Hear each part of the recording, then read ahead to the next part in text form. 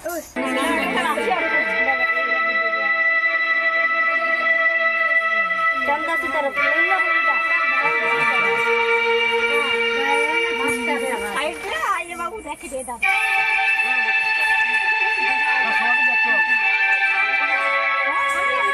সেই মেয়েটি যার জন্মের সময় কোনো শাঁখ বাজেনি, জন্ম থেকেই যে জ্যোতিষীর ছকে বন্দী, যার লগ্ন রাশি রাহু কেতুর দিশা খোঁজা হয়েছে না তার নিজের জন্য নয়, তার পিতার জন্য, তার ভাইয়ের জন্য, তার স্বামীর জন্য, তার পুত্রের জন্য। কিন্তু যার গর্ভ থেকে আমার জন্ম সেই মায়ের কথা বলেনি কেউ।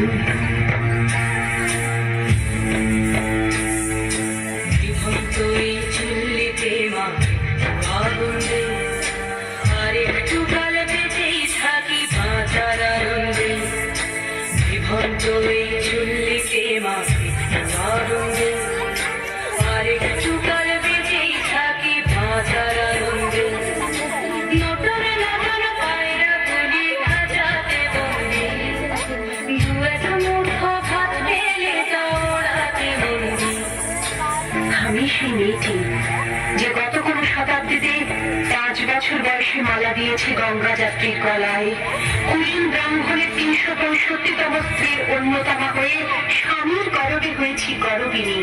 সন্তানের পর সন্তান জন্ম দিতে দিতে যন্ত্রণায় মুখ টুকরে পড়েছি সতীকাগারে, জ্বলে পুড়ে মরেছি সতীকারে।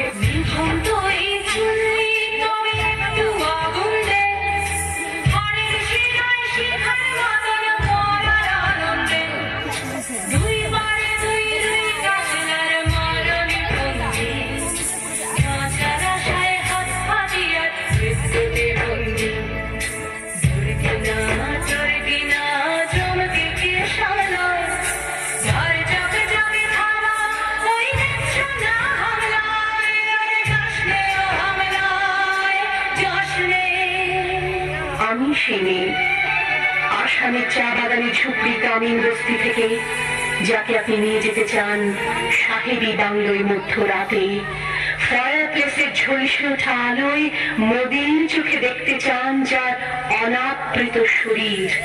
আমি সেই মেয়ে, শোক নয়, লজ্জা নয়। এই রাজগৃহে দাঁড়িয়ে আমি জানলাম প্রেম নয়, শ্রদ্ধা নয়, অধিকার নয়, নারী শুধু প্রয়োজনের। প্রতিকার চাইছি না, যা শুধু বিলাসের, সেই বস্ত্র ছিনিয়ে নেয় যদি কোনো দুঃশাসন নেই।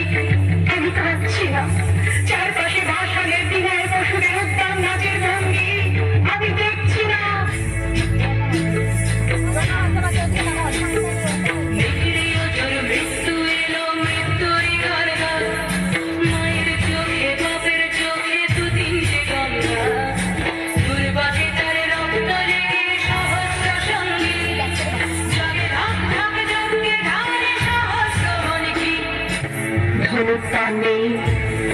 আমি ফিরে আনছি আমার জন্মের স্মৃতি, যজ্ঞের আগুন। দ্রৌপদী নই, নই পাঞ্চালী, নই ভরত কুলবধূ, আমি কৃষ্ণা, যজ্ঞাগ্নি সম্ভূতা, শুধু নারী এক।